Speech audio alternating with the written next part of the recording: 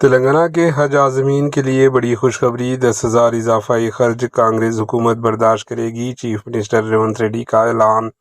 تلنگانہ کی کانگریس حکومت نے عازمین حج کے لیے اہم راحت کا اعلان کیا۔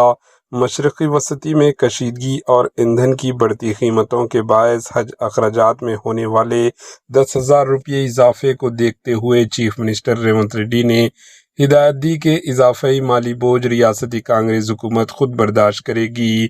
چیف منسٹر ریونت ریڈی نے کہا کہ اس فیصلے سے تقریباً 7,000 عازمین حج کو براہ راست فائدہ پہنچے گا اور خاص طور پر مالی مشکلات سے دوچار غریب مسلم فیملیز کو بڑی راحت ملے گی۔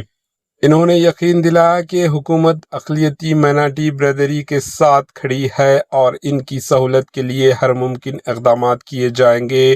ریاستی کانگریس حکومت کے اس اعلان پر عازمین حج اور اقلیتی طبقات میں خوشی کی لہر دوڑ گئی اور اسے ایک اہم فلاحی قدم قرار دیا جا رہا ہے۔